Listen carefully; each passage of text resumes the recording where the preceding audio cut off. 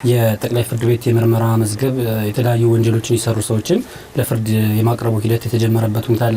ምናልባት ትግሉ ሲጀመር የእናንተም ትግል መነሻ ይሆናል ቢማሰው ይሄ ዘረፋ፣ የሰዎች መገደል፣ ሰብአዊ መብት ጥሰት እንደሆነ ይታወቃል። አንደኛው ጥያቄ በዛ ልክ ነው ብላችሁ ታስቡ ነበር አሁን በተነገረው ልክ? ሁለተኛ ነገር እነዚህ ሰዎች ብቻ ናቸው። አሁን ኦሮሚያን ብንወስድ በርካታ ሀብት ያለበት ክልል ነው። ነገር ግን በጣም ብዙ ወጣቶችን ያስገደሉ ብዙ ሀብት የመዘበሩ ሰዎች አሁንም ያልተነኩ ሰዎች አሉና መጀመሪያ አያያዙን እንዴት ተመለከተዋል? ቀጣይስ በምን አይነት አግባብ ሁሉም ክልሎች መፈተሽ የለባቸውም ወይ? አዎ እናቀው ነበር። ከምናቀው ወንጀል ውስጥ ከተደረገው ዘረፋና ሰብአዊ መብት ጥሰት ውስጥ እስካሁን የተነገረው በሹካ ብቻ ነች። በትንሿ መለኪያ ነው የተነሳችው። ገና በበርሜል ብዙ ነገር ይወጣል እና ብዙ ወንጀል እዚህ ሀገር ተሰርቷል። እናቀው ነበር። ዛሬም በተለይ የሚናገሩ ባለስልጣናቱ ያኔ ስንነግራቸው እውነት አይመስላቸውም ነበር። እንግዲህ በሽግግር ወቅት በትራንዚሽን ውስጥ የፍትህና ሰላም ሁለት ተጻራሪ አማራጮች ሆነው ነው የሚመጡልህ። ተዚህ ይለኛል ይሄ ለውጥን ለማምጣት እርግጠኛ በሆነበት ወቅት ክርክር ነበረ። ይሄ ነገር በመናንቀሳቀሰው በመንግስት ውስጥም የነበሩ የሪፎርም ኃይሎችም ሆኖ ከሌሎቹ ጋር ውይይት ነበረ። ይሄም ውይይት ምን እናድርገው፣ ፍትህን እናስቀድም ወይስ ሰላማዊ ሽግግርን እናስቀድም የሚል ነው። ለተሰሩ ወንጀሎች ለተሰሩ ዘረፋዎች ፍትህ ማምጣት፣ ጥፋተኞችን መቅጣት፣ ተበዳዮችን መካስ አስፈላጊ ነው። የሞራል ጉዳይ ነው። የሚቀጥለው ትውልድም እንዲህ አይነት ስህተት እንዳይፈጽም የማስተማሪያ መንገድ ነው። ሆኖም ደግሞ ይሄ ወንጀል የተሰራው በተራ ግለሰቦች አይደለም። የመንግስት ስልጣን ተገን ባደረጉ የፖለቲካ አደረጃጀትን የመንግስት መዋቅር ተገን ባደረጉ ሰዎች ስለሆነ እነሱ ወደ መቅጣት ከሚካሄድ ከሆነ ባላቸው ተጽዕኖ በመጠቀም የሀገርን ሰላም ሊያደፈርሱ ይችላሉ። ሽግሩን ሊያጨናግፉት ይችላሉ። ያ ብቻ ሳይሆን በሽግር ውስጥ የተረጋጋ የፍትህ ስርዓት ስለሌለ የሚሰጠው ፍትህ ራሱ ተአማኒነት ያለው ላይሆን ይችላል። ስለዚህ ሽግሩን እናስቀድመው። የተረጋጋ ሽግር ይካሄድ። መጀመሪያ የተረጋጋ ሽግር ይካሄድና ሽግሩ አልቆ በህዝብ የተመረጠ መንግስት ከተቋቋመና ያ ህዝብ የመረጠው መንግስት ማለትም ፓርላማው በሚያቋቁመው ኮሚሽንና አካሄድ መሰረት ፍትህ ይሰፍናል የሚል ነው። ስለዚህ ሰላምን ከፍትህ አስቀድሞ የመምረጥ ስራ ነበር የተደረገው። ሆኖም ግን ባለፉት 6 ወራት ያየነው በዚሁ የተሳተፉ ግለሰቦች ያንን ዲል አልወሰዱም። ያንን ዲል ከመቀበል ይልቅ ሰላምን የማጨናገፍ ስራ ላይ በስፋት የተሰማሩበት ሁኔታ ነው ያለው። የሽግሩን ለማስተጓጎል ለመጥለፍ እርምጃ ወደ ወሰድ የገቡት። ስለዚህ አሁን የተደረገው እርምጃ ፍትህን የማስፈን ብቻ ሳይሆን ሰላምንም የማረጋገጥ ሽግሩንም ከመጨናገፍ የማዳን ስራ ነው እና የመጀመሪያ እንደተቀመጠው ፍትህን አዘግይቶ ሰላምን ማስቀደም የሚለው አልተቻለም። ስለዚህ ሰላም ራሱ በአደጋ ላይ ስለወጣ ፍትህን ቀረብ አድርጎ ከሰላም ጋር አብሮ ለማሄድ ፍትህን ማስፈኑ ራሱ በተወሰነ ደረጃ ፍትህን ማስፈኑ ራሱ ለሰላም ወሳኝ ነው፣ ለሰላም ሽግግሩ ወሳኝ ነው ተብሎ ስለታየ እነዚህ ግለሰቦች እና ቡድኖች የህጋዊ እርምጃ እንዲወሰድባቸው ነው የተደረገው።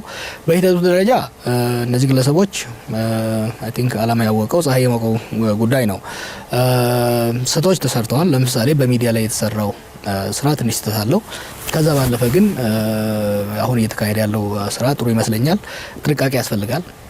የዳኝነት ስርዓቱ የፍትህ አሰጣጥ ስርዓቱ ተአማኒነት ያለው በገለልተኛ ወገን መሆን መቻል አለበት። የቪክተርስ ጀስቲስ የምንለው የአሸናፊ ፍትህ እንዳይሆን፣ ያሸነፈው ቡድን ተሸናፊን የሚቀጣበት እንዳይሆን፣ የተሰራ ወንጀልም እንዳይድን ለፖለቲካ ፍጆታ እንዳይውል የራሱን የቻለ ኢንዲፔንደንት ፕሮሲኪዩተር ማቋቋም ያስፈልጋል። የፍርድ ሂደቱ ለህዝብ ግልጽ በሆነና ተአማኒነት ባለው መልኩ በተጨባጭ ማስረጃ በተደገፈ መሆን መቻል አለበት። ስለዚህ በጥንቃቄ መሄዱ አስፈላጊ ነው የሚታየኝ፣ ግን ትክክለኛ እርምጃ ነው። ከሚዲያው ጋር ተያይዞ ሁለት የሚነሱ ነገሮች አሉ። አንዳንዶቹ ሌባ መጀመሪያ ሲሰርቅ ነው ለልጆቹ ማሰብ የነበረበት፣ ሚዲያ ላይ ሲታይ ልጆቹ ለተጽዕኖ ያመጣል ምናምን የሚለው ነገር ራሱ ሰውየው መጀመሪያ ያላስበውን ነገር የሚሉ አካላት አሉ። ሌላው ደግሞ የአብይ አስተዳደር ከሌላው አስተዳደር በምን ተለየ? ምክንያቱም አንተን ጨምሮ ዶክመንታሪ ያልተሰራበት ሰው የለም ኢትዮጵያ ውስጥና እንደዛ መደገሙ ትክክል አይደለም የሚሉ አካላት አሉና እንደ ሚዲያ ባለቤት የትኛው ነው ትክክል ያልሆነው? ሰውየው ተይዞ ሲመጣ መታየቱ ነው ወይስ ቀድሞ ዶክመንታሪው መሰራቱ ነው? የትኛው ትክክል ያልሆነው? አይ ቲንክ የዶክመንታሪው ነው። ተይዞ መምጣቱ ሲታይ ትክክለኛ ነው። በማንኛውም ሀገር ተጠርጣሪ በካቴና መታሰር ያለ ነው።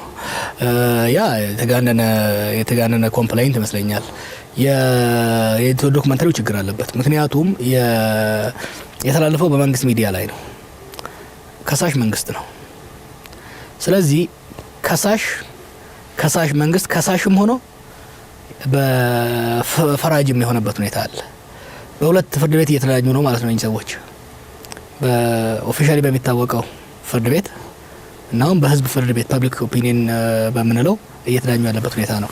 ያንን ትክክል አልነበረም። ፕራይቬት ሚዲያው ማድረግ ይችል ነበር። ለምዶባቸዋል። አየህ እንግዲህ ያው ብዙም እኮ አንዳንዴም አንደርስታንድ ማድረግ መቻል አለብን። የምንቆጣው እንዳይደግሙት ነው። 27 ዓመት የነበረን ልምድ 27 ዓመት ሲሰራበትን አሰራር ቶሎ ቆርጦ ለማለፍ እየከበዳቸው ነው እና መዶሻ የያዘ ሰው ሁሌ የሚስማረው የሚታየው። ስለዚህ ይሄ መንግስትም መፍትሄ ብሎ አሁን ባለፈው በጥብጥ ቡራዩና አዲስ አበባ በነበረው ወቅት ቶሎ ሰብስባቸው ጦር ላይ ነው ያስከተቷቸው ልጆቹን እና ሌላ አማራጭ አይታያቸውም። ምክንያቱም ሲጠቀሙበት የነበሩት አማራጭ ይሄ ስለሆነ የነበረውን ነገር ነው እየደገሙ ያሉት እና አሁን ለምሳሌ እነዚህን ሰዎች ማሰር የፖለቲካ ችግር ሊፈጥርብን ይችላል፣ ለምን እንዳሰርናቸው ህዝብን ማሳመን አለብን ብለው ነው ይሄ ዶክመንተሪ የሰሩት። ሌላ ሲስተም መጠቀም ይችሉ ነበር። ለምሳሌ የግሉ ሚዲያ፣ የእናንተ ሚዲያ፣ የኛ ሚዲያ ሌላው አክሰስ ተሰጥቶት ቢሰራው ችግር አይፈጥርም ነበር። የመንግስት ሚዲያ መንግስት በከሰሳቸው ሰዎች ላይ መስራቱ ነው ችግሩ። ከዛ ባለፈ ግን አይ ቲንክ የተጋነነ መልስ ደግሞ እየመጣ ነው። ልክ ሀገርን በቁማ የቀበረን ግለሰብ ለምን በካቴና ታየ? what a joke እንዴ! እያመለጠ ነው የተያዘው። ማኪያቶ እየጠጣ አልተያዘም ይህ ሰውዬ። አረ ማኪያቶም እየጠጣ ቢያዝ ራሱ የሰሩት ወንጀል እኮ ተራ ወንጀል አይደለም፣ ዘርፋ አይደለም እኮ የተሰረቀውን ብር አይደለም ሰው ማየት ያለበት። እነሱ ያኮላሿቸው ያከሸፏቸው ፕሮጀክቶች ይችን ሀገር ቢያንስ በ20 አመት ወደ ኋላ የመለሱ ናቸው። በስኳር ራሳችን ለመቻል ተብሎ የተገባበት ሳይሰራ ቀረ። በመብራት ራሳችን እንድንችል ተብሎ ስንት ህዝብ ገንዘብ ያወጣበት ወደ ኋላ ቀረ። የገንዘቡ ብቻ አይደለም የሀገር ብሔራዊ ደህንነትን ለአደጋ የጣለ ሰዎች ናቸው። ለምሳሌ የህዳሴውን ግድብ ብትወስድ የመብራት ጉዳይ ብቻ አይደለም፣ የሀገር ህልውና ጉዳይ ነው፣ የስትራቴጂክ ሴኩሪቲ ጉዳይ ነው። ይሄንን ያከሸፉ ግለሰቦች ናቸው እና ለምን በካቴና ተያዙ? ለምን ታዩ? ልጆቻቸው ላይ ተጽዕኖ ይፈጥራል። ሚሊዮን ልጆች እኮ በእነሱ ባጠፉት ጥፋት ለከፍተኛ አእምሮአዊ ብቻ ሳይሆን የህይወታቸው አደጋ ላይ የወደቀበት ሁኔታ ነው ያለው። ከዚህ አንፃር ያን የሚያደርሱት ሰዎች የሚያደርሱት ኮምፕሌንት ተቀባይነት የለውም። ያን ሆኖ ግን መንግስት በተለይ በሚዲያ አጠቃቀም ላይ ጥንቃቄ ሊያደርግ ይገባል። ምክንያቱም ከቀድሞ አሰራር ራሳችን እየለወጥን ካልሄድን እዛው ተመልሰን የምንዘፈቅበት ሁኔታ ይመጣል። እነዚህ ሰዎች ዛሬ የሚታሰሩ ሰዎች ትላንትና ዶክመንተሪ ይሰሩ ነበር በሌላው ሰው ላይ፣ ዛሬም ደግሞ በእነሱ ላይ መልሰን የምንሰራ ከሆነ እነሱ መሆን ነው። ዲሞክራሲያዊ አሰራር ለማምጣት እየሞከረ ስለሆነ ይሄንን የፍትሃዊ አሰራር የሚያስተዋጉልና የሚያጠለሽ የቀድሞን አሰራር መልሶ ማምጣት ትክክል አይደለም፣ መጠንቀቅ አለባቸው። ምናልባት አሁን ያው ያጠፋ ሰው መጠየቅ መቻል አለበት። ያጠፋ ሰው ደግሞ ራሱን ነው እንጂ የሚወክለው የሆነን ክልል የሆነን ብሔር አይወክልምና ከብሔር ጋር የማጠጋጋቱ ነገሮች አሉ። ቅድም የሚጠየቁት አንድ ነገር አለ። ኦሮሚያ ውስጥ የዘረፉ የሉም፣ አማራ ውስጥ የዘረፉ የሉም፣ ደቡብ ውስጥ የዘረፉ የሉም። እነሱ ገና ያልተነኩት ውስጥ መነካት የለባቸውም። አንዳንዶች ደግሞ በሰልፍ ሳይቀር ህገ መንግስቱ ተንዷል፣ ብሔር ተኮር ጥቃት እየተካሄደ ነው በሚልም የሚገለጹ አሉና ለምንድን ነው ሌባ ሊሸፋፈን የሚገባው? በቃ የዘረፈ ሰው ለራሱ ጥቅም ነው የዘረፈው፣ ለሆነ ክልል አይደለም የዘረፈውና ከዛ አንፃርስ ምን ይባላል? የትግራይ ህዝብ እኮ መቀለጃ እያደረጉት ነው። 27 አመት በትግራይ ህዝብ ስም ሌላውን ሲጨቁኑት፣ ሲዘርፉት፣ ሲገሉት ከረሙ። ኪሳቸው እንጂ እየከተቱ ትግራይ አላደረሱትም። የትግራይ ህዝብ ምንም አልተጠቀመም ባለፉት 27 አመታት። በሱ ዝም ግን እዚህ መተው የነበሩ ሰዎች 27 አመት ለስብሰባ ለአመታዊ ስብሰባ ብቻ ነበር እዛ ሲሄዱ የነበሩት። ያንን ያላስታወሱትን ህዝብ ዛሬ ከዚህ ስልጣን ሲያጡና ለፍትህ ሊቀርቡ ሊቀጡ ሲሆን ሮጠው እዛ ጉያው ተሸሸጉ። ያ ብቻ አይደለም፣ ላለመያዝ ህዝቡን እንደ ዋሻ ሊጠቀሙበት ይፈልጋሉ።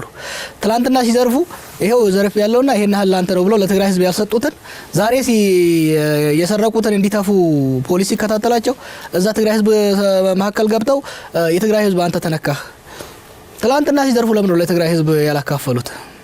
ያን የብሔር ተኮር ነው የሚለው ነገር አሰራር የለውም። ሁለተኛ ደግሞ የነበረው መንግስት ማጆሪቲ የህወሓት ሰዎች የነበሩበት ነበር።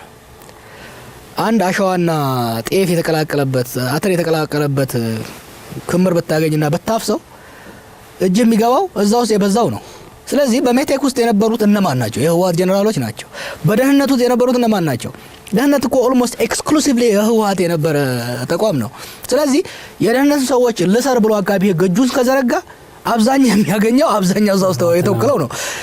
ኦቨር ሪፕሬዘንቴሽን ነበረ፣ በደህንነት ውስጥ ኦቨር ሪፕሬዘንቴሽን ነበረ፣ በመከላከያ ውስጥ ኦቨር ሪፕሬዘንቴሽን ነበረ።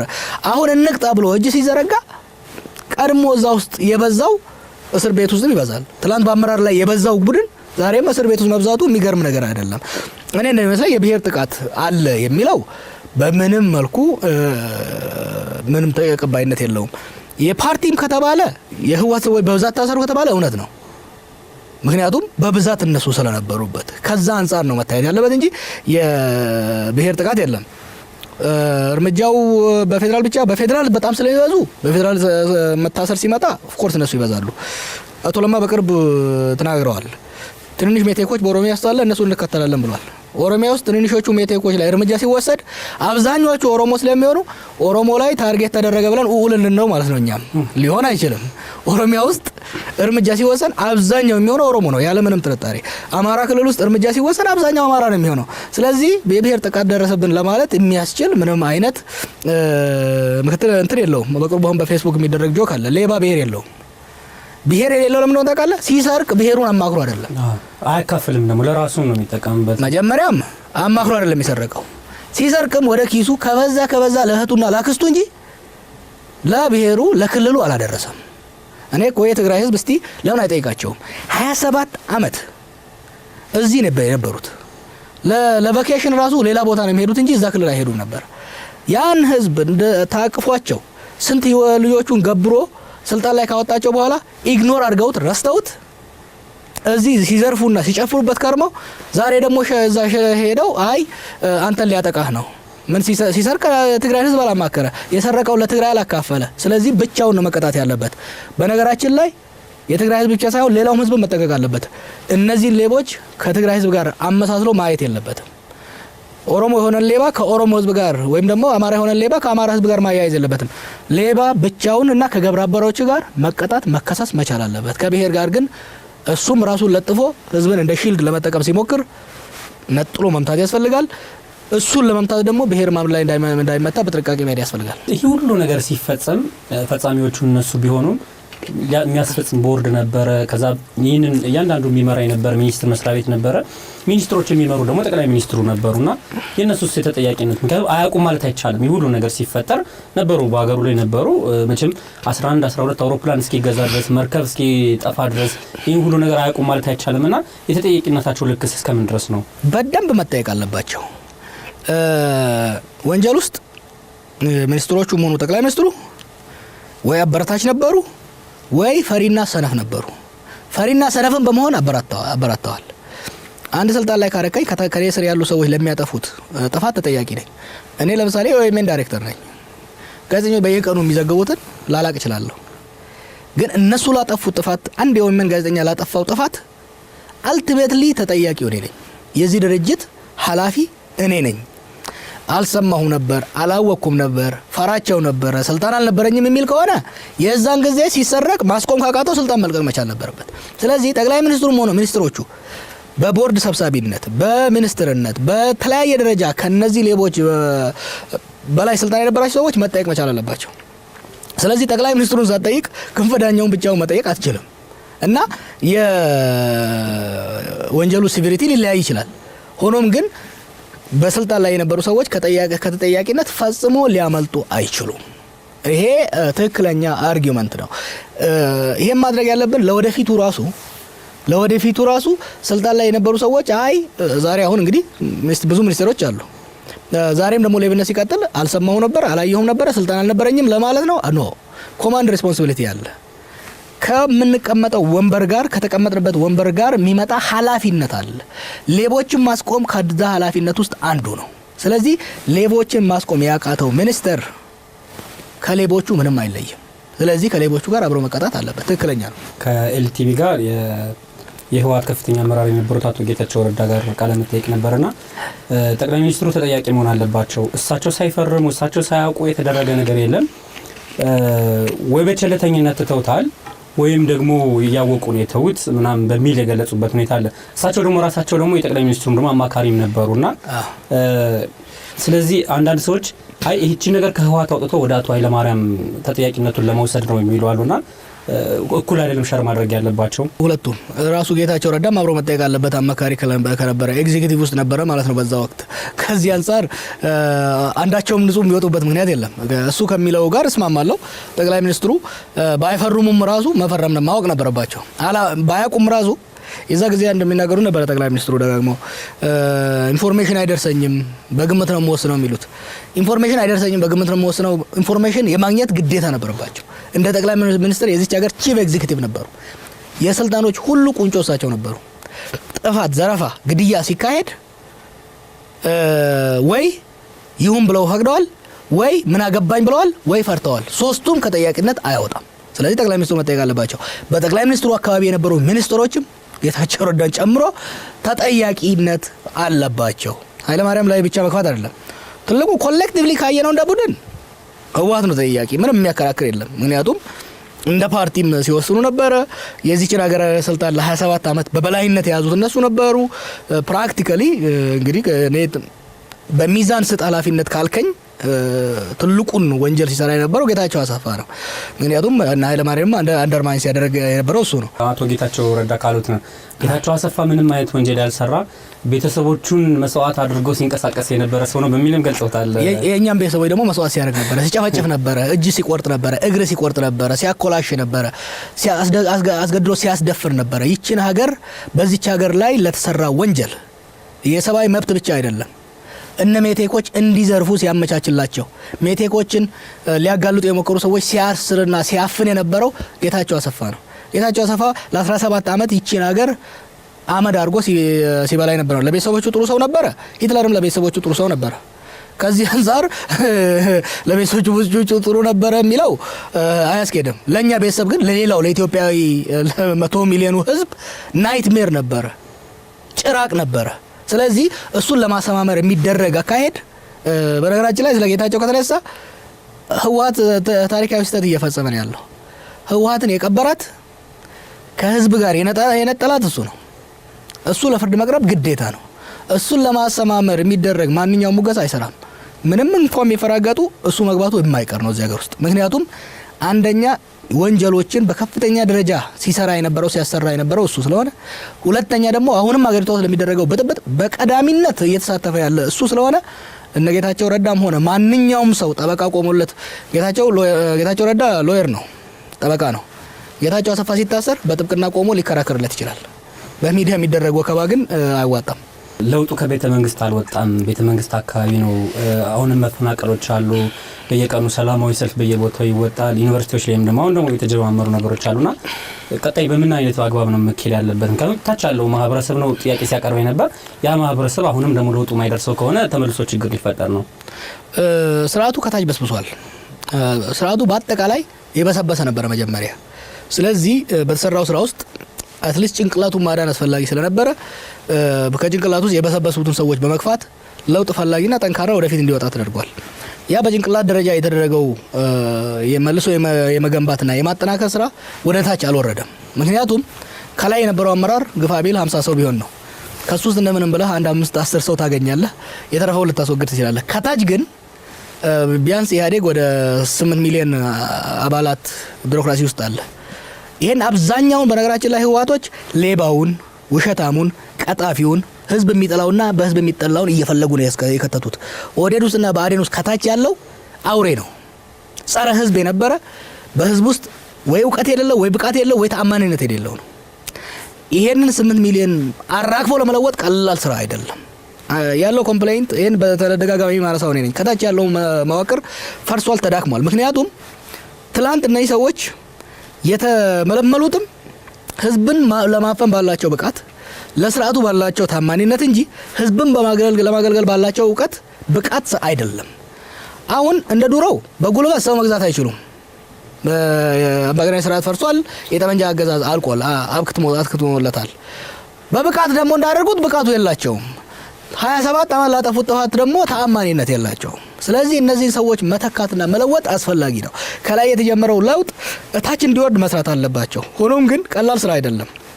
ከላይ የተደረገው ለውጥ ለመቀልበስ የሚደረግ ከፍተኛ ስላለ ከሱ ጋር ትንቅንቅ ላይ ያሉት፣ ከታች ደግሞ እነዚህ ሰዎች እንዳይለውጡ ደግሞ ወደ ኋላ መቅረትም በተወሰነ ደረጃ ደግሞ የፍራቻም አይነት አካሄድ ያለ ይመስለኛል። ያም ሆነ ግን እቺን ሀገር ለአትሊስት ለዚህ የሚቀጥሉት 1 ዓመት ተኩል እስከ ምርጫው ድረስ እንገፋለን ብለው ከሄዱ ከታች ያለው መዋቅር ካልለወጡትና አዲስ ኃይል በህዝብ ታማኝነት ያለውን ኃይል ወደ መስተዳደር፣ ወደ ከተሞች ከንቲባነት፣ ወደ ወረዳዎች፣ ወደ ቀበሌዎች ካላስገቧቸው እነዚህ በውስጥ ያሉት ካድሬዎች ብቃትም ስለሌላቸው በህዝብም ታማኝነት ስለሌላቸው ነገ ደግሞ እንደሚራገፉ ስለሚያውቁ ይሄንን ለውጥ እየጠለፉት እንጂ ወደፊት እያጣደፉት መሄድ አይችሉም እና በደንብ መታሰብ ያለበትና መፍትሄ የሚፈልግ ጉዳይ ነው። አሁን ታች ያለው አመራር ካልተለወጠ ችግሮች ዋናው ችግር ያለ ታች ከሆነ ከ2 ዓመት በኋላ ምርጫ ማካሄዱ ለኢህአዴግ ብቻ ጠቀሜታ አይኖረው። ምክንያቱም ብዙ ጊዜ ኢህአዴግ ሊተማመንበት ገበሬው ነው የነበረ እንደፈለጉ መጨቆንም ማሳሳትም ስለሚቻል ማለት ነው።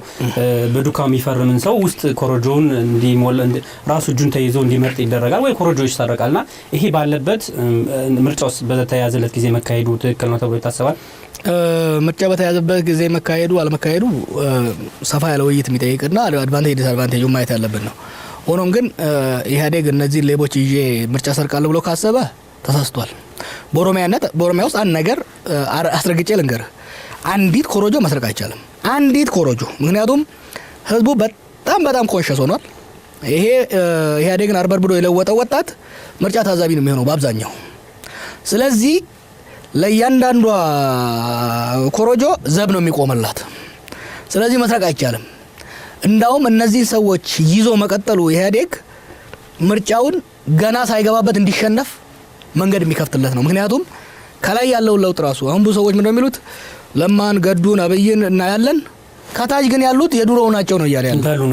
እነሱ እንዳሉ ናቸው ያሉት። ከታች ያሉት ሌቦቹ ናቸው የቀጠሉት። እነሱን ቶሎ ካላስወጡ፣ ቶሎ ካልቀየሯቸው ምርጫው ላይ ሰው ልክ ኢህአዴግ የሚለው ምልክት ሲያይ የሰፈሩን ሌባ ነው የሚታየው። በነገራችን ላይ ሲስተማችን ፓርላሜንታሪ ነው፣ ፕሬዚደንሻል አይደለም። ከዚህ አንፃር ሰው ለአብይ ወይ ለለማ ወይ ለገዱ ወይ ለደመቀ አይደለም ቮት የሚያደርገው፣ እዛ ሰፈሩ ላለው ሰውዬ ነው። ያ ሰፈር ያለው ሰውዬ ደግሞ ትላንትና ምን እንደነበረ ታሪኩ ይታወቃል። ስለዚህ ለነሱ ይከብዳቸዋል ለማሸነፍ። ራሳቸውም ራሱ ለማሸነፍ እነዚህ ሰዎች መለወጥ አለባቸው። ሁለተኛ እነዚህ የለውጥ አመራር ከላይ ለጀመሩት ስራ ብቻ ሳይሆን በሚቀጥሉት 2 ዓመታት በሚያደርጉት የአስተዳደር አፈጻጸም ለህዝብ በሚሰጡት አገልግሎት ብቃት ነው የሚፈተኑት። የዛ ቀን ከታች ያለው አመራር ህዝብ አገልጋይ ካልሆነ፣ ኢፌክቲቭ በሆነ መልኩ አስተዳደር ስራዎችን ካልሰራ፣ አገልግሎት ካልሰጠ፣ መሰረተ ልማትን ማስፋፋት ካልቻለ ነገ ምርጫ ላይ ሲቀርብ እና አብይም ሆኑ ገዱ ይዘው የሚመጡት ተምሳሌት ሊኖራቸው አይችልም። ሰርቶ ማሳያ አይኖራቸውም። እስቲ ሲስተሙ ላይ እናገር። አሁን ኤሌክትሮኒክስ ሊሆን ይችላል ተብሎ ይታሰባል። ለምሳሌ አማራን ክልል ያለን አርሶ አደር ብንወስድ አንድ ሰው የሚያግዘው ይባልና የምርጫ የሚስጥር ክፍሏ ውስጥ ይቀመጣል። አሁን ማንበብና መጻፍ ቢችል እንኳን እሱ ያየውን ሌላ ፓርቲ ሊመርጥ አይችልም፣ ፊት ለፊቱ ስላለ በኋላ በሌላ ነገር ስለሚይዙት ማለት ነው። ማንበብና መጻፍ ማይችለውን ደግሞ እጁን ይዘው ነው እንትን የሚያደርጉት።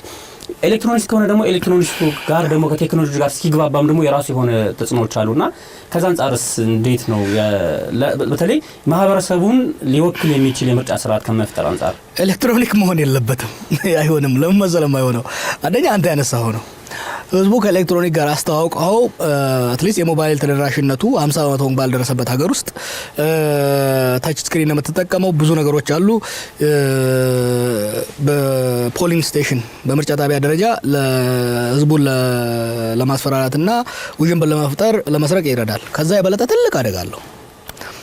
የኤሌክትሮኒክስ ቮቲንግ ከሆነ ሀክ ሊደረግ ይችላል። ሀክ ከተደረገ መልሶ ቆጠራ ራሱ አይቻልም። ኬንያ ውስጥ ያ ነው የሆነው። ኬንያ ውስጥ ካስታወስከው የምርጫ ቦርድ ውስጥ የኤሌክትሮኒኩን ማኔጅ የሚያደርገውን ሰውዬ ገለውት እጁን ቆርጠው በሱ የእጅ አሻራ ከፍተው ነው ሀክ ያደረጉት። አሜሪካ እንግዲህ በትልቅ የቴክኖሎጂ ሀገር ነው አይደለም? እስካሁን ወረቀት ነው የሚጠቀሙት። እኛ ደግሞ ፕራይቬት አይደለም፣ ኔትወርኩ በራሱ የመንግስት ነው። ኔትወርኩም የመንግስት ነው። ፕራይቬት ብታደርገው ራሱ ቻይኖች ናቸው የሚገነቡልህ። ኤሌክትሮኒክማ ህዝብን ነው የሚያፋጀው። እዚህ ለምን መሰለህ? ምርጫ ቢጭበረበር ኤሌክትሮኒክ ከሆነ በብሔራዊ ደረጃ ልታጭበረብረው ትችላለህ። በብሔራዊ ደረጃ ምክንያቱም ዳታ ቤዙ አንድ ስለሆነ ማኒፑሌት ልታደርገው ትችላለህ። በወረቀት ከሆነ የምታጭበረብረው ወይም ደግሞ ዲስፒት ንትርክ ሊነሳ የሚችለው በወረዳ ደረጃ ወይም ደግሞ በፖሊንግ ስቴሽን ደረጃ ነው። ያ ብቻ አይደለም። ክርክርና አለመግባባት ከመጣ ወረቀቱ አለ። ያን ወረቀት ተመልሰ በማሳየት መልሰ በመቁጠር ልትተማመን ትችላለህ። ይሄኛው አንዴ ከላይ ከበላው አለቀ እስከ ታች ድረስ ምክንያቱም ምንም ፉትፕሪንት ጥሎ ለሚያልፍ ጉዳይ አይደለም። መጀመሪያ አካባቢ ይሄ ነገር በጣም ሆት ነበር። እኔ ማጥንቸዋለሁ። ብዙም ሰዎች የተወያየንበት ጉዳይ ነው። ካለው ፍጥነት አንፃር በቀበሌ ደረጃ ለመስረቅ ከሚከብደው አንፃር ከምናምን አንፃር ስታየው፣ አሁን ግን በፖለቲካል ሳይንቲስቶች ስምምነት ላይ የተደረሰው አሁን ባለው ቴክኖሎጂ ደረጃ ኤሌክትሮኒክ ቮቲንግ አይዋጣም ነው። ከዛ ሌላ አለ፣ ፓራላል ቮት ታቡሌሽን የሚባል ሲስተም አለ። ይሄ ምንድነው? የምርጫው ሲካሄድ ከየቀበሌው የተደረበ ወረቀት ሲሰሩ ሲቆጠሩ ሪፖርት የሚደረጉበት ታዛቢዎቹ አንደኛ ገለልተኛ የሆኑት ወገኖች ታዛቢዎች፣ የፓርቲዎች ተወካዮች ይቀመጣሉ። ለምሳሌ ይሄ ፓርቲ 250 አገኘ፣ ይሄኛው 340 አገኘ የሚለው ይጻፋል። ሲጻፍ ያ በፎቶ ይነሳና ዳታቤዝ አለ፣ በአፕ የሚሰራ ዳታቤዝ አለ። እዛ ውስጥ ተከተዋል ወረቀቱ ፎቶውን ተነስቶ የሚገባው። እኛ እንደ ሚዲያ ያለ ሰዎች እዚህ ቁጭ ብለን እናገኛለን። ከየቦታው የሚመጣው ተጉለት ላይ ስንት ሰው ቮት እንዳደረገ እዚህ ቁጭ ብለን ለሚዲያዎች ሁሉ ኔትወርክ የሆነ ዳታቤዝ እንገነባለን። እሱን ልንሰራው እንችላለን፣ እንገነባለን። ሁሉም ሚዲያዎች እናገኘዋለን፣ አክሰሱን እናገኘዋለን። ከየወረዳውና ከየፖሊንግ ስቴሽኑ የሚመጣውን እየሰበሰብን እናየዋለን። የሚመጣው ደግሞ ሃርድ ዳታ ነው። ዝም ብሎ የሆነ ሚሊሻ የሚያስገባልን ቁጥር ሳይሆን ሰዎች ተሰብስበው የምርጫ ቦርድ ሰዎች፣ የፓርቲዎች ተወካዮች፣ ሶስተኛ ወገን ታዛቢዎች በተቀመጡበት ተስማምተው የጻፉት እኛ ጋር ይመጣል። እኛ እሱን ቁጭ ብለን እየደመርን በስክሪን ላይ እናስተላልፈዋለን። ያ ፓራላል ቮት ታቡሌሽን ይባላል። ያ ነው የተሻለ ተአማኒነትን የሚያመጣው እንጂ ኤሌክትሮኒክ ቮቲንግ ኢትዮጵያ ውስጥ በአሁኑ ወቅት አልመክርም፣ አደገኛ ነው። በኢትዮጵያ የቅርብ ጊዜ ታሪክ ውስጥ ወሳኝ ምዕራፍ የነበረውን ሜቴክ የተሰኘውን ግዙፍ ኮርፖሬሽን በአመራሮቹ ላይ የተወሰዱትን እርምጃዎችና የእነዚህ እርምጃዎች ፖለቲካዊ ወይስ ፍትሃዊ እንደሆነ በሰፊው ለመቃኘት እንሞክራለን። ይህ የብዙዎች ምኞትና ተስፋ የነበረው ድርጅት እንዴት የውዝግብ ማዕከል ሊሆን እንደቻለ በጥልቀት እንመለከታለን። ሜቴክ የኢትዮጵያ ኢንዱስትሪ ተስፋ መብራት ወይስ የጥፋት መጀመሪያ? ሜቴክ ማለት የብረታ ብረትና ኢንጂነሪንግ ኮርፖሬሽን ወይም ሜታል ኤንድ ኢንጂነሪንግ ኮርፖሬሽን ማለት ነው። ይህ ድርጅት በኢትዮጵያ መንግስት በአውሮፓውያን አቆጣጠር በ2010 አካባቢ የተቋቋመ ሲሆን የመመስረቱ ዋና ዓላማም የሀገሪቱን የኢንዱስትሪ ዘርፍ ከፍ ለማድረግ፣ ቴክኖሎጂን ወደ ሀገር ውስጥ ለማምጣት፣ የውጭ ምንዛሪን ለመቆጠብና በሚሊዮኖች የሚቆጠሩ የስራ ዕድሎችን ለመፍጠር ነበር። የኢህአዴግ መንግስት ኢትዮጵያን በልማታዊ መንግስት ሞዴል ወደ ኢንዱስትሪ ማህበረሰብ ለመቀየር ሲጥር ሜቴክ የዚህ የለውጥ ባቡር ሎኮሞቲቭ ወይም መሪ ሞተር ተደርጎ ይታይ ነበር። በዚያን ወቅት ኢትዮጵያ የኢንዱስትሪ ምቅ አቅሟን በመጠቀም ከግብርና ወደ ኢንዱስትሪ የሚደረገውን የኢኮኖሚ ሽግግር ለማፋጠን ከፍተኛ ምኞት ነበራት። ሜቴክ የተጸነሰው ይህንን ምኞት በተግባር ለማዋል ነበር። በአንድ በኩል የሀገር ውስጥ አቅምን በመገንባት የውጭ ጥገኝነትን መቀነስ፣ በሌላ በኩል ደግሞ ለተለያዩ ዘርፎች የቴክኖሎጂ ሽግግር ማዕከል ሆኖ ማገልገል የሜቴክ ተልዕኮዎች ነበሩ። ሜቴክ የተመሰረተው የተበታተኑ የመንግስት ይዞታዎችና ከመከላከያ ሰራዊት ጋር የተቆራኙ ኢንዱስትሪዎችን በአንድ ግዙፍ ድርጅት ስር በማሰባሰብ ነበር። ከነዚህም መካከል የብረታ ብረትና ማሽነሪ ኢንጂነሪንግ ፋብሪካ፣ የአዳማ ግብርና ማሽነሪ ፋብሪካ፣ የቢሾፍቱ አውቶሞቲቭ ኢንዱስትሪና የገፋት ትጥቅ ኢንዱስትሪ የመከላከያ ፋብሪካዎች ይገኙበታል። ይህ ውህደት ሜቴክን ከአነስተኛ መለዋወጫዎች ምርት እስከ ከባድ ኢንዱስትሪ ማሽኖች፣ ከአውቶሞቢል ስብሰባ እስከ ወታደራዊ መሳሪያዎች ድረስ ሁሉንም ነገር የማምረት አቅም ያለው ግዙፍ ኮርፖሬሽን ለመሆን አስችሎታል። የድርጅቱ ዋና ዓላማዎች በጥልቀት ሲታዩ የሚከተሉትን ያካትቱ ነበር። አንደኛው የስትራቴጂክ ኢንዱስትሪ ልማት ሲሆን በሀገሪቱ ኢኮኖሚ ውስጥ ወሳኝ የሆኑ የብረታ ብረት፣ ኢንጂነሪንግ፣ ኤሌክትሮኒክስ እና የመከላከያ ኢንዱስትሪዎችን ማጎልበት። ሁለተኛው የቴክኖሎጂ ሽግግርና የአቅም ግንባታ ሲሆን ዘመናዊ የቴክኖሎጂ እውቀትና ክህሎትን ከውጭ በማስገባት የሀገር ውስጥ ባለሙያዎች ማስተላለፍ። ሶስተኛው የውጭ ምንዛሪ ቁጠባ ሲሆን ከውጭ የሚገቡ የኢንዱስትሪ ምርቶችን በሀገር ውስጥ በማምረት የውጭ ምንዛሪ መቆጠብ። አራተኛው የስራ ዕድል ፈጠራ፣ በሚሊዮኖች ለሚቆጠሩ ዜጎች በተለይም ለወጣቶች የኢንዱስትሪ ዘርፍ የስራ ዕድል መፍጠር። አምስተኛው የመሰረተ ልማት ግንባታ ሲሆን እንደ ታላቁ የኢትዮጵያ ህዳሴ ግድብና የተለያዩ የስኳር ፋብሪካዎች ባሉ ብሔራዊ ሜጋ ፕሮጀክቶች ላይ ትልቅ ሚና መጫወት። በወቅቱ ሜቴክ የኢትዮጵያን ብቃትና ራሱን ችሎ የመቆም ምኞት ምልክት ተደርጎ ቀርቦ ነበር። አመራሩም ከፍተኛ ወታደራዊ መኮንኖች የያዙ ሲሆን ይህም ድርጅቱን ከፍተኛ ተአማኒነትና ጥበቃ ያለው እንዲመስል አድርጎት ነበር። ይሁን እንጂ ሜቴክ ከተቋቋመ ብዙም ሳይቆይ በአመራሩ ላይ ጥያቄዎችና በስራ አፈጻጸሙ ላይ ቅሬታዎች መደመጥ ጀመሩ። ድርጅቱ በወሰዳቸው ግዙፍ ፕሮጀክቶች ላይ የተንሰራፋ ሙስና፣ የብልሹ አሰራር፣ የፕሮጀክቶች መዘግየት፣ ከፍተኛ ወጪ መጥፋትና የጥራት ደረጃ ለመጠበቅ ዋነኛ ችግሮች ሆኑ። በቢሊዮኖች የሚቆጠር ብር ለተጠናቀቁ ያልተጠናቀቁ ወይም ስራቸውን ላልሰሩ ፕሮጀክቶች መባከኑ ተጠቆመ። የሙስና አሰራር እጅግ የተወሳሰበ ነበር። ከዋና ዋናዎቹ መካከል አንደኛ፣ ያለ ጨረታ ግዢ። ግዙፍ ፕሮጀክቶችን በሚመለከት ማንኛውንም አይነት የውድድር ጨረታ ሳይኖር በቀጥታ ወደ ሜቴክ ማዘዋወር። ሁለተኛ፣ የዋጋ ንረት። በግዢና ውል ስም የሚፈጸሙ የዋጋ ንረቶች፣ ለምሳሌ ከውጭ በሚገቡ ቁሳቁሶች ላይ ከፍተኛ ትርፍ በመጨመር የመንግስትን በጀት መመዝበር። ያልተጠናቀቁ ስራዎች ክፍያ፣ ፕሮጀክቶች ሳይጠናቀቁ ወይም በጥራት ጉድለት እያሉ ሙሉ ክፍያ መፈጸም። ሶስተኛ፣ የጥራት መጓደል። ለስኳር ፋብሪካዎች የተገዙ ማሽነሪዎች ጥራት የጎደላቸው በመሆናቸው በፍጥነት ስራ ማቆማቸው ወይም ፈጽሞ አለመስራታቸው፣ ይህ በግብርናው ዘርፍ ላይ ከፍተኛ ኪሳራ አስከትሏል። ጎስት ፕሮጀክትስ ወይም የውሸት ፕሮጀክቶች፣ በወረቀት ላይ ብቻ ያሉ ነገር ግን በመሬት ላይ ያልተተገበሩ ወይም በጣም አነስተኛ ትርጉም ያላቸው ፕሮጀክቶች ተሰርተዋል ተብለው ገንዘብ መውሰድ። ለምሳሌ ሜቴክ እንዲገነባቸው የተሰጡት የስኳር ፋብሪካዎች እንደ ተንዳሆ፣ ኩራዝ 1 እና 2 እና 3 በተያዘላቸው ጊዜ አለመጠናቀቃቸው፣ ከታቀደው በብዙ እጥፍ በላይ ወጪ ማውጣታቸውና ብዙዎቹ ሙሉ በሙሉ ስራ አለመጀመራቸው ለኢትዮጵያ ኢኮኖሚ ከባድ ኪሳራ አስከትሏል። የህዳሴ ግድብ ላይም ቢሆን የብረታ ብረትና ኤሌክትሮሜካኒካል ስራዎች በሚፈለገው ጥራትና ፍጥነት ባለመከናወኑ ላይ ትችቶች ይሰነዘሩበት ነበር። የአመራር ብቃት ማነስ፣ የቴክኒክ አቅም ውስንነትና ግልጽነት የጎደለው የፋይናንስ አስተዳደር ከሜቴክ ተስፋዎች ጋር የሚቃረኑ ሁኔታዎች ነበሩ። ከሁሉም በላይ ደግሞ ከመከላከያ ሰራዊት ጋር ያለው ጠንካራ ትስስርና የድርጅቱ ስትራቴጂካዊ ተፈጥሮ ሜቴክን ከህዝቡም ሆነ ከፓርላማ ቁጥጥር ነፃ እንዲሆን አድርጎት ነበር የሚሉ ወቀሳዎች ነበሩ። የአመራር ብቃት ማነስ፣ የቴክኒክ አቅም ውስንነትና ግልጽነት የጎደለው የፋይናንስና አስተዳደር ከሜቴክ ተስፋዎች ጋር የሚቃረኑ ሁኔታዎች ነበሩ። ከሁሉም በላይ ደግሞ ከመከላከያ ሰራዊት ጋር ያለው ጠንካራ ትስስርና የድርጅቱ ስትራቴጂካዊ ተፈጥሮ ሜቴክን ከህዝቡም ሆነ ከፓርላማ ቁጥጥር ነፃ እንዲሆን አድርጎት ነበር የሚሉ ወቀሳዎች ነበሩ። ይህ የስራ ምልከታ ማጣት ወይም ላክ ኦፍ ኦቨርሳይት ለሙስና መስፋፋት ሰፊ በር ከፍቷል ተብሎ ይታመን ነበር። እንደ አውሮፓውያን አቆጣጠር በ2018 በኢትዮጵያ ትልቅ የፖለቲካ ለውጥ መጣ። የረጅም ጊዜው የኢህአዴግ መንግስት በዶክተር አብይ አህመድ የሚመራው የብልጽግና ፓርቲ መንግስት ተተካ። ይህ ለውጥ ከዋና ዋና አጀንዳዎቹ አንዱ ሙስና መዋጋትና ግልጽነትን ማስፈን ነበር። አዲሱ መንግስት የመጣው የቀድሞውን ስርዓት ውድቀቶች በማጋለጥና የተሻለ አስተዳደር ለመገንባት ቃል በመግባት ነበር።